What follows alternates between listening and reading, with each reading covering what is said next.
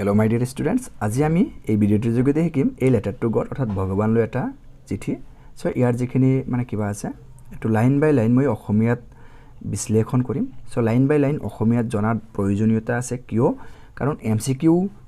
মানে যিবোৰ এমসিকিউ আহিব প্ৰজ এণ্ড পোয়েট্ৰিৰ পৰা সেই এমসিকিউবোৰ 100% এটেম্প কৰিবলৈ হলে মেইন কিতাপৰ এই যিখিনি গল্প আছে এই গল্পবোৰ অসমীয়াত গোটেইখিনি লাইন বাই লাইন মিনিং জানিব লাগিব, গোটেই গল্পটো ভালদৰে পঢ়িব লাগিব, তেতিয়া হলে গোটেইখিনি এমসিকিউ কিন্তু তোমালোকে পাই যাবা। সো ইয়াতে এই লেটাৰটো গড সো ভগৱানলৈ এটা চিঠি যে এজন মানুহৰ কিমান বিশ্বাস থাকিলে তেওঁ ভগৱানলৈ চিঠি লিখিব পাৰে আৰু যদিও কোনোবাই ভগৱানলৈ চিঠি লিখে সেই চিঠিৰ উত্তৰ আহিবনে। সো বিভিন্ন ধৰণৰ কিউৰিয়ছিটি এই গল্পটোৰ মাজত লুকাই আছে আৰু এই গল্পটোৰ মেইন কেৰেক্টাৰ হ'ল লেঞ্চো আৰু পোষ্টমাষ্টাৰ আৰু পোষ্টমেন এইকেইটা হ'ল মূল কেৰেক্টাৰ। তাৰ বাহিৰেও তেওঁৰ ডাঙৰ ল'ৰাবোৰ সৰু ল'ৰাবোৰ বিভিন্ন ধৰণৰ কেৰেক্টাৰ আছে। সো বলকচোন এতিয়া মই মূল ভিডিঅ'টো আৰম্ভ কৰোঁ আৰু এই গল্পটো এই লেটাৰটো গড এইটো লিখিছিল জিয়াল ফুৱেন্টছ। ওকে, এতিয়া আমি লাইন বাই লাইন শিকিবলৈ চেষ্টা কৰিম। ওকে, পোনপ্ৰথমতে আছে the house the only one in the entire valley set on the crest of a low' hill.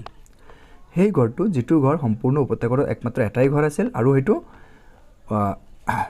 সৰু পৰ্বতৰ ঠিক ওপৰত বা শিখৰত অৱস্থিত আছিল। From this height one could see the river and the field of ripe corn dotted with the flowers that always promised a good harvest. সেই উচ্চতাৰ পৰা কোনো লোকে তলৰ নদীখন ফুল আৰু শস্যৰে পৰিপূৰ্ণ খেতিপথাৰ পাৰ্থক্য কৰিব পাৰিছিল আৰু যিটো খেতিপথাৰে সদায় এক ভাল ফচল দিয়াৰ প্ৰতিজ্ঞা কৰিছিল। Okay, now the next line The only thing the earth needed was a downpour or at least a shower. আৰু সেই শস্যভূমিটো বা খেতিপথাৰটোৰ প্ৰয়োজন হোৱা একমাত্ৰ বস্তুটোৱে আছিল ধাৰাসাৰ বৰষুণ আৰু নহ'লেও এজাক বৰষুণ। এটলিষ্ট এ shower মানে এজাক বৰষুণ বা এটা হালকা বৰষুণৰ প্ৰয়োজন আছিল। Throughout the morning Lencho, গোটেই ৰাতিপুৱা জুৰি Lencho who knew his fields intimately, যিজনে তেওঁৰ শস্যভূমিটোক ভালদৰে জানিছিল বা অন্তৰংগভাৱে জানিছিল। had done nothing else but see the sky towards the north east. তেওঁ গোটেই ৰাতিপুৱা জুৰি যিজনে তেওঁৰ শস্যভূমিটো ভালদৰে জানিছিল তেওঁ উত্তৰ পূব আকাশৰ পিনে চাই থকাৰ বাহিৰে একো কাম কৰা নাছিলে। এতিয়া নেক্সট পেৰাগ্ৰাফটো আছে now we are really going to get some water woman. Lencho এতিয়া তেওঁৰ মহিলাগৰাকীক মানে লেঞ্চৰ ঘৈণীয়েকক কৈছে যে আমি এতিয়া সঁচাকৈ কিছু বৰষুণ বা পানী পাবলৈ গৈ আছোঁ। The woman who was preparing supper replied yes God willing. আৰু সেই মহিলাজনী মানে লেঞ্চৰ ঘৈণীয়েকে, দ্য ওমেন মানে লেঞ্চৰ ঘৈণীয়েকে যিজনীয়ে ৰাতিৰ আহাৰ বনাই থকা অৱস্থাত উত্তৰ দিছিল হয় যদি ভগৱানে ইচ্ছা কৰে। The older boys were working in the field while the smaller ones were playing near the house until the woman called to them all come for dinner. ডাঙৰ ল'ৰাবোৰে পথাৰত কাম কৰি আছিল আৰু সেই ঠিক একে সময়তে সৰু ল'ৰাবোৰে ঘৰৰ ওচৰত খেলা ধূলা কৰি আছিল যেতিয়ালৈকে লেঞ্চৰ ঘৈণীয়েকে মানে মহিলাগৰাকী বা তেওঁলোকৰ মাকে খাবলৈ নামাতিছিল। খাবলৈ মাতাৰ আগলৈকে ডাঙৰ ল'ৰাবোৰে পথাৰত কাম কৰি আছিল আৰু সৰু ল'ৰাবোৰে ঘৰৰ কাষতে খেলা ধূলা কৰি আছিলে। It was during the meal date, এইটো ঠিক খোৱাৰ সময়ত just as Lencho had predicted, Lencho পূৰ্বানুমান কৰিছিল। লেঞ্চো অলপ আগতে পূৰ্বানুমান কৰিছিল যে আমি সঁচাকৈ কিছু বৰষুণ পাবলৈ গৈ আছোঁ। ঠিক আছে, তো লেঞ্চো হেড প্ৰিডিক্টেড, লেঞ্চো পূৰ্বানুমান কৰিছিল। Big drops of rain began to fall, বৰষুণৰ ডাঙৰ টোপালবোৰ বা বৰষুণ পৰিবলৈ আৰম্ভ কৰিছিল। In the north east huge mountains of clouds could be seen approaching, উত্তৰ পূব আকাশত প্ৰকাণ্ড মেঘৰ পাহাৰ আগবাঢ়ি আহি থকা দেখা গৈছিল। প্ৰকাণ্ড মেঘৰ পাহাৰ মানে ডাঙৰ ডাঙৰ মেঘবোৰ উত্তৰ পূব আকাশৰ পৰা আগবাঢ়ি আহি থকা দেখা গৈছিল। ঠিক আছে, the air was fresh and sweet. তো গৰমৰ দিনত যেতিয়া বৰষুণ হয় বতাহটো কি হয় একদম সতেজ আৰু মধুৰ লাগে, ভাল লাগে। তো সেইকাৰণে কৈছে the air was fresh and sweet, বতাহটো আছিল সতেজ আৰু মধুৰ। The men went out for no' other reason than to have the pleasure of feeling the rain on his body, and when he returned he exclaimed, these aren't raindrops falling from the sky, they are new coins. ইয়াৰ মিনিংটো হ'ব যে the man went out for no other reason than to have the pleasure of feeling the rain on his body মানে মানুহজনে বৰ্ষাৰ আনন্দ নিজৰ শৰীৰত অনুভৱ কৰিবলৈ বাহিৰলৈ ওলাইছিল and when he returned he exclaimed আৰু যেতিয়া উভতিছিল তেওঁ উচ্চস্বৰে চিঞৰি কৈছিল These aren't raindrops falling from the sky আকাশৰ পৰা সেইবোৰ বৰষুণৰ টোপাল পৰা নাই They are new coins সেইবোৰ নতুন মুদ্ৰাহে The big drops are 10 cent pieces and the little ones are 5s বৰষুণৰ ডাঙৰ টোপালবোৰক 10 চেণ্ট পইচা বুলি কৈছে 10 চেণ্ট মুদ্ৰা এটা পইচা নাই সৰি বিগ ড্ৰপছ আৰ 10 চেণ্ট পিসেছ ডাঙৰ টোপালবোৰক 10 চেণ্ট মুদ্ৰা বুলি কৈছে and the little once R 5s আৰু বৰষুণৰ সৰু টোপালবোৰক মানে 5 চেণ্ট মুদ্ৰা বুলি কৈছে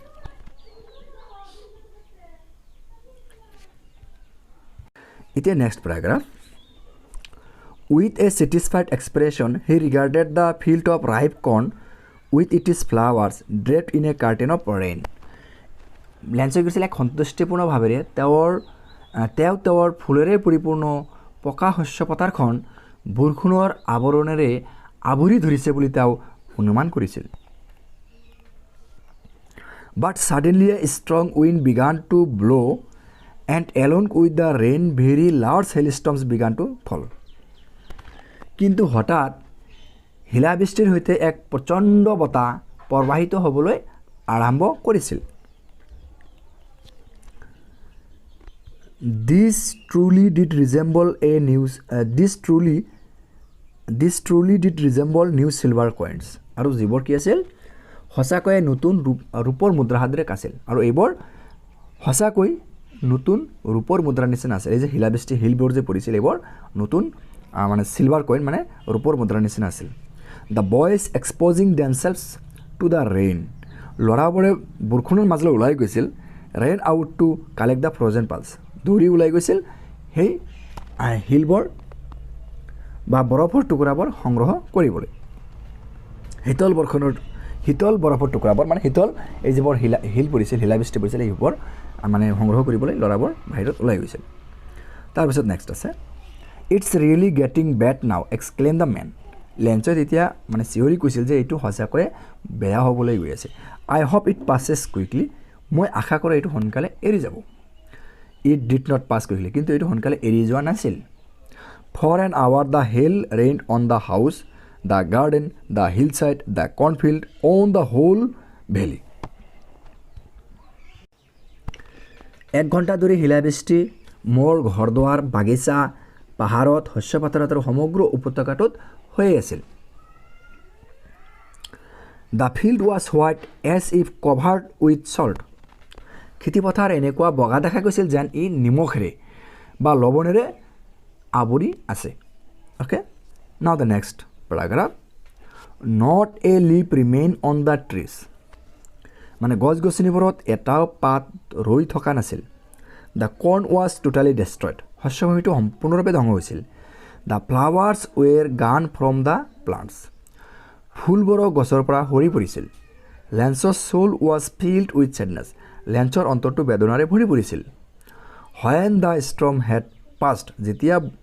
এই ধুমুহা এৰি গৈছিল বা ধুমুহা এৰিছিল He stood in the middle of the field তেওঁৰ শস্য পথাৰৰ ঠিক মাজত থিয় হৈছিল And said to his sons আৰু তেওঁৰ লৰাবোৰক মাতি লৈ কৈছিল A plague of locust wood এতিয়া next have left more than this যে পতংগৰ মহামাৰীও যদি পতংগৰ মহামাৰী হয় বা পোকেও ধৰে শস্যভূমিত তথাপিও ইয়াতকৈ বেছি ৰাখি থৈ যায় মানে পোক লাগিলেও ইমান অনিষ্ট নকৰে যিটো হিলাবৃষ্টি একবাৰ সম্পূৰ্ণৰূপে ধ্বংস কৰিছে The hail has left nothing এই হিলাবৰ্ষণে একোকে এৰা নাই This year we will have no corn এই বছৰ আমি খাবলৈ কোনো শস্য আমাৰ নাথাকিব That night was a sorrowful one আৰু সেইদিনা ৰাতি আছিল এটা বেদনাপূৰ্ণ ৰাতি All our work for nothing আমাৰ সকলো কাম বা আমাৰ সকলো কৰ্ম অথলে গ'ল There is no one who can help us ইয়াতে কোনেও আমাক সহায় কৰিবলৈ নাহিব We will all go hungry this year আমি এই বছৰ সকলোৱে অনাহাৰে কটাব লাগিব এতিয়া next প্যাৰাগ্ৰাফ But in the hearts of all who lived in that solitary house in the middle of the valley, there was a single hope, help from God. কিন্তু উপত্যকাটোৰ মাজত থকা অকলশৰীয়া ঘৰটোত বসবাস কৰা সকলোৰে মনত একমাত্ৰ এটাই আশা আছিল, আৰু সেই আশাটো হৈছে ঈশ্বৰৰ পৰা সহায় পোৱা। এতিয়া next, don't be so' upset. মানে ইমান নিৰাশা বা ইমান হতাশ বা ইমান বেজাৰ হোৱাৰ প্ৰয়োজনীয়তা নাই। Even though' this seems like total lost. যদিও এইবোৰ সম্পূৰ্ণৰূপে ক্ষতি হৈছে যেন লাগিছে,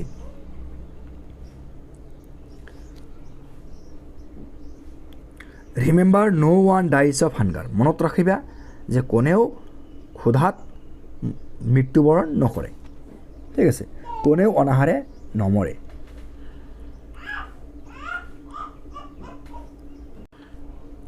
ডেটছ হোৱাট দে চে, ন' ওৱান ডাইজ অফ হাংগাৰ। সেই মানুহে কয় বা তেওঁলোকে কয় যে ক্ষুধাৰ্থ কোনো লোকৰ মৃত্যু নহয়। অল থ্ৰু দ্য নাইট, গোটেই ৰাতি লেন্সৰ thought only of his one hope. লেন্সই একমাত্ৰ এটাই মানে চিন্তা কৰিছিল, এটা কথাই ভাবিছিল, দ্য হেল্প অফ গড, ভগৱানৰ পৰা সহায় পোৱাটো, যে ভগৱানে আমাক সহায় কৰিব গোটেই ৰাতি যদি এই কথাটো তেওঁ চিন্তা কৰিছিল। Whose eyes as he had been instructed see everything even what is deep in one's conscience. যিজনৰ চকু যদি মানে যিজনৰ চকু দুটা যিটো তেওঁক নিৰ্দেশনা দিয়া থাকে সকলোবিলাক দেখা পায়, আনকি ই কোনোজনৰ গভীৰ বা অন্তৰাত্মাত কিবা কথা লুকাই থাকিলে সেইটো তেওঁ বুজিবলৈ বা জানিবলৈ পায়, ঠিক আছে। এতিয়া next, Lencho was an ox of a man. Lencho আছিল এজন কঠোৰ পৰিশ্ৰমী মানুহ, working like an animal in the fields, আৰু পথাৰত মানে জন্তুৰ নিচিনা কাম কৰিছিল। But still he knew how to write, কিন্তু তথাপিও তেওঁ কেনেকৈ লিখিব লাগে এই কথাটো তেওঁ জানে। তেওঁ কেনেকৈ লিখিব লাগে তেওঁ লিখিবলৈ জানিছিল, ঠিক আছে। এতিয়া দ্য ফলোয়িং ছানডে, মানে পিছদিনা দেওবাৰে, এট ডেব্ৰেক, একেবাৰে দুকমকালিতে বা ৰাতিপুৱা অতি সোনকালে, he began to write a letter which he began to write a letter, তেওঁ এটা চিঠি লিখিবলৈ আৰম্ভ কৰিছিল, which he himself would carry to town, আৰু যিটো তেওঁ নিজেই টাউনলৈ লৈ গৈছিল, and place in the mail, আৰু তেওঁ পোষ্ট অফিচত বা ডাকঘৰত দিছিল, and placed in the mail, post অফিচত তেওঁ সেই চিঠিটো দিছিলেগৈ। It was nothing less than a letter to God, এইটো তেওঁ ভগৱানলৈ লিখা চিঠিৰ বাহিৰে আন একো নহয়। মানে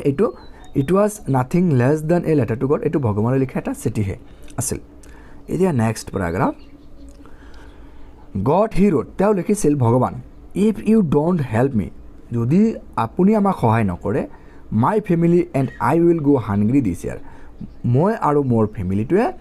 এইবছৰ অনাহাৰে কটাব লাগিব। আই need a 100 pesos,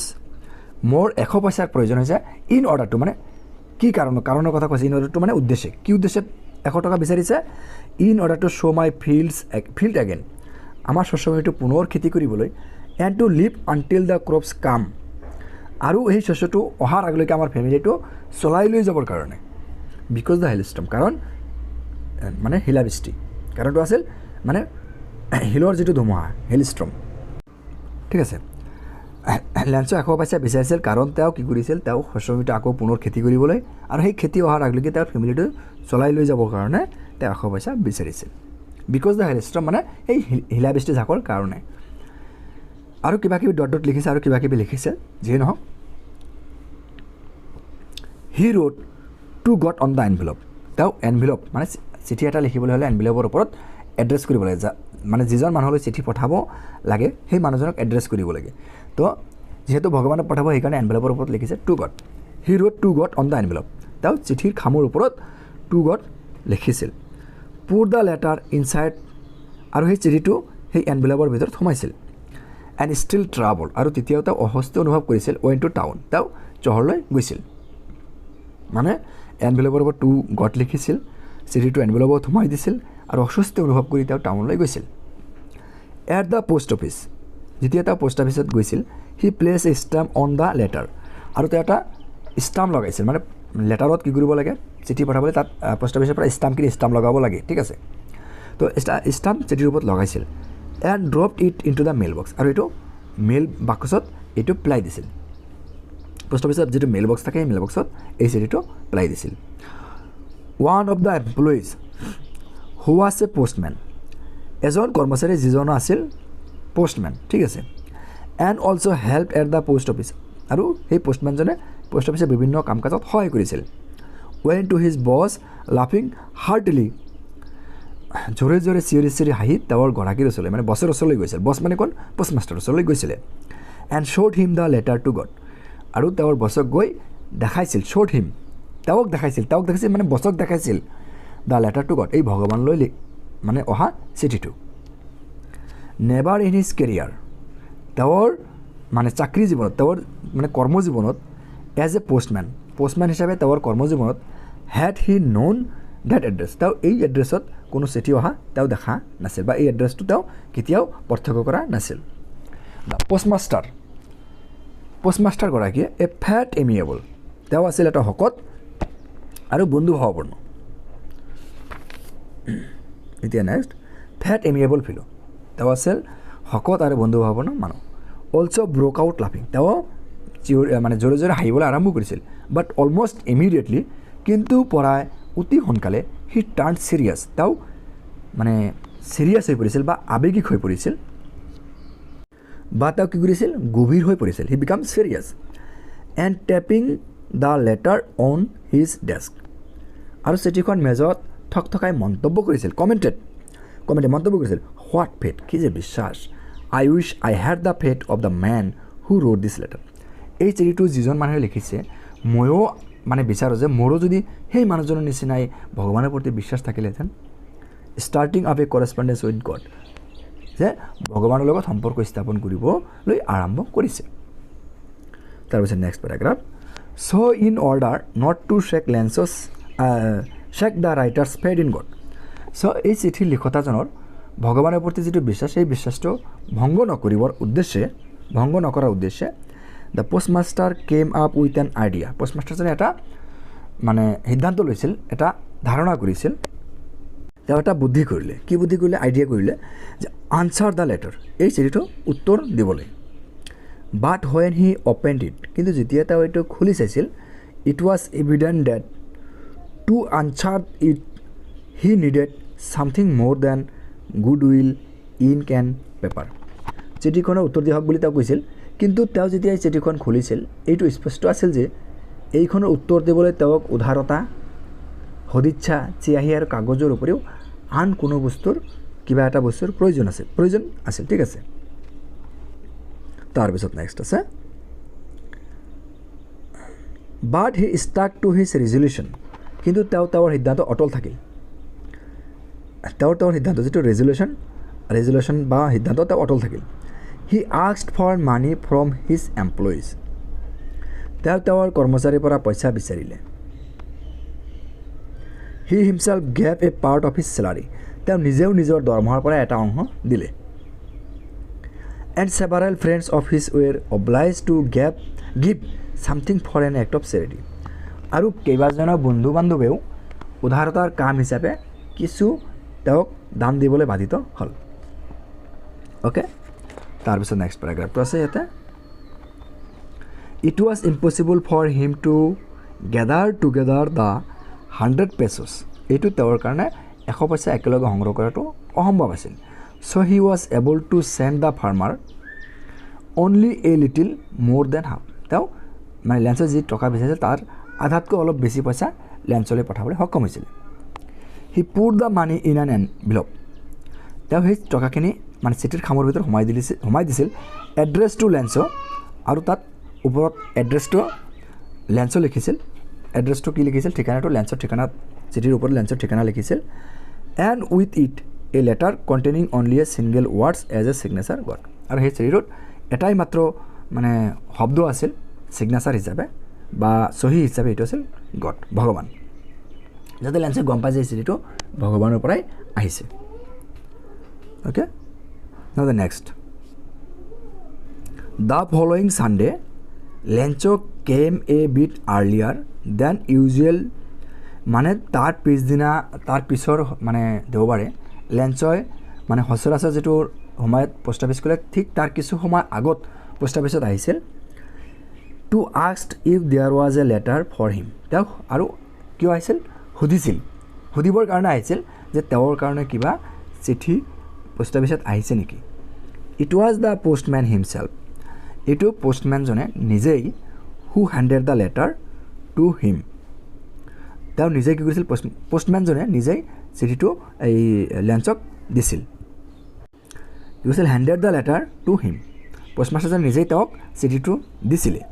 while the postmaster experiencing the contentment of a man who was performing a good deed looked on from his office তেতিয়া পোষ্টমাষ্টাৰজনে এক সুকৰ্ম কৰা লোক সন্তোষ পোৱাটো তেওঁৰ কাৰ্যালয়ৰ পৰা চাই আছিল তেওঁ এটা ভাল কাম কৰিছে তাৰ কাৰণে তাক এক্সপিৰিয়েঞ্চ লৈ আছিল লেঞ্চৰ ৰিয়েকশ্যনটো কেনেকুৱা হয়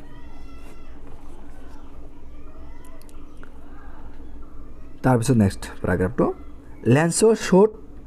not the slightest surprise on seeing the money Lencho এই মানে টকাখিনি পোৱাৰ পিছত বা টকাখিনি তেওঁ যেতিয়া চাইছিলে মানে চিঠিটো উলিয়াই যেতিয়া টকাখিনি চাইছিলে চোৱাৰ পিছত তেওঁ সামান্যতম আচৰিত হোৱা নাছিল তেওঁ ছাৰপ্ৰাইজ হোৱা নাছিল বা আশ্চৰ্য দেখুওৱা নাছিল সাজ ৱাজ হিজ কনফিডেঞ্চ কাৰণ এইটো আছিল সাজ ৱাজ হিজ কনফিডেঞ্চ কাৰণ তেওঁৰ এইটো দৃঢ় ভগৱানৰ প্ৰতি দৃঢ় বিশ্বাস আছিল বাট হি বিকাম এংগ্ৰি কিন্তু তেওঁ কি হৈছিল খং কৰিছিল হয় হি কাউণ্টেড দ্য মানি তেওঁ যেতিয়া টকাটো গুণিছিল তেওঁ যেতিয়া টকাটো হিচাপ কৰি চাইছিল তেতিয়া আৰু খং কৰিছিল god could not have made a mistake যে ভগৱানে এনেকুৱা কি কৰিব নোৱাৰে ভুল কৰিব নোৱাৰে নৰ could he have denied lens what he had requested নাইবা তেওঁৰ অনুৰোধ ভগৱানে অস্বীকাৰো কৰিব নোৱাৰে তাৰপিছত নেক্সট আছে next paragraph immediately Lencho went up to the window' to ask for paper and ink ততালিকে লেঞ্চোৱে খিৰিকীৰ ওচৰলৈ গৈ কাগজ আৰু চিয়াহী বিচাৰিলে on the public writing table ৰাইজৰ ভাৱে ৰখা মেজত হি ষ্টাৰ্টেড টু ৰাইট তেওঁ লিখিবলৈ আৰম্ভ কৰিছিল with much wrinkling of his brow তেওঁৰ মনৰ ভাৱ প্ৰকাশ কৰিবৰ কাৰণে চেলাউৰি brow caused by the efforts he had to make to express his ideas মানে তেওঁৰ মনৰ ভাৱ প্ৰকাশ কৰিবৰ কাৰণে তেওঁ চেলাউৰি মুখমণ্ডল সংকুচিত কৰিছিল ঠিক আছে তাৰপিছত নেক্সট লাইনটো আছে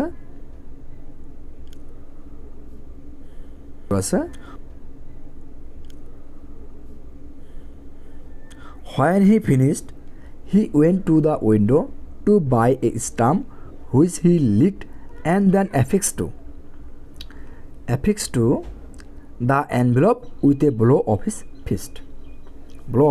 তাৰ মানে হ'ল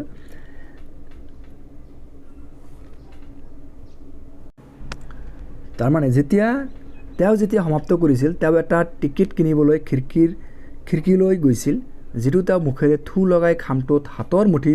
মুঠিতে হেঁচি টিকেটটো লগাইছিল the moment the letter fail into the mail box the post master went to open it চিঠিখন ডাক বাকচত পৰাৰ লগে লগে ডাককৰ্তাগৰাকীয়ে পত্ৰখন খুলিবলৈ গৈছিল It said, God of the money that I asked for, only 70 pesos reached me. চিঠিখনত তেওঁ লিখিছিল যে ঈশ্বৰ মই যি পইচা বিচাৰিছিলোঁ কেৱল 70 পইচাহে মই পাইছোঁ Send me the rest আৰু বাকী পইচাখিনি পঠাই দিয়ক since I need it very much কাৰণ এই পইচাখিনি মোৰ বহুত প্ৰয়োজন but don't send it to me through the mail because the post office employees are a bunch of crooks Lenso কিন্তু এই টকাখিনি মোলৈ ডাকযোগে নপঠাবা কাৰণ ডাকঘৰৰ কৰ্মচাৰীসকল হৈছে ঠগ প্ৰবঞ্চকৰ দল লেঞ্চো সো ভিডিওটো কেনেকুৱা লাগিছে মোৰ কমেণ্ট সেকশ্যনত জনাই দিবা আৰু মই নেক্সট ভিডিওটোত ইয়াৰ কুৱেশ্যন আনসাৰবিলাক মই তোমালোকক প্ৰভাইড কৰিব চেষ্টা কৰিম থ্যাংক ইউ